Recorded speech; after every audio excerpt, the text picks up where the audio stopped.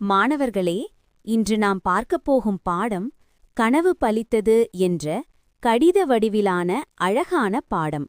இந்த பாடம் ஒரு சாதாரண கடிதம் அல்ல, இது ஒரு கனவு நனவான கதை. மதுவையிலிருந்து இன்சுவை என்ற மாணவி தனது அத்தைக்கு எழுதும் கடிதம் மூலம் தொடங்குகிறது. இன்சுவை தனது பள்ளிப் பருவத்தில் விஞ்ஞானியாக ஆக வேண்டும் என்ற கனவு கொண்டாள்.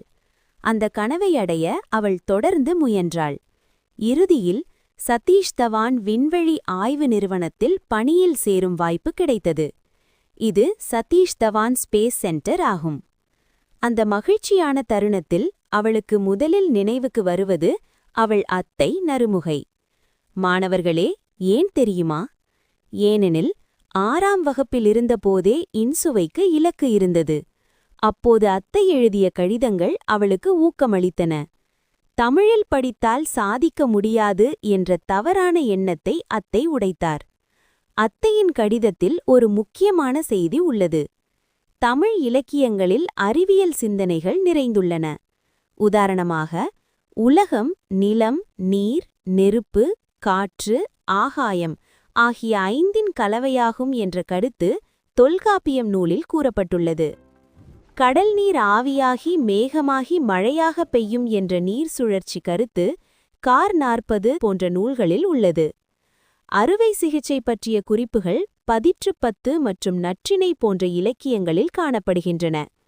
தொலைவில் உள்ள பொருளை அருகில் காட்டும் கருத்து தொலைநோக்கி சிந்தனை திருவள்ளுவ மாலை நூலில் இடம்பெற்றுள்ளது. இதனால் என்ன தெரிகிறது? தமிழ் மொழி இலக்கியம் மட்டுமல்ல, அது அறிவியலின் பொக்கிஷம்.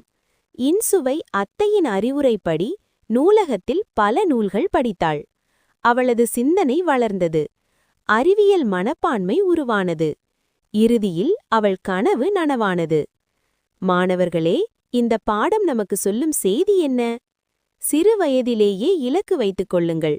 நல்ல நூல்கள் வாசியுங்கள்.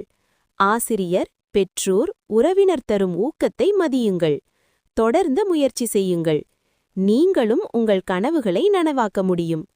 தமிழாலும் தமிழராலும் எந்த துறையிலும் சாதிக்க முடியும். இதுவே இந்த பாடத்தின் மையக் கருத்து. சரி மாணவர்களே, இப்போது சொல்லுங்கள், உங்கள் கனவு என்ன?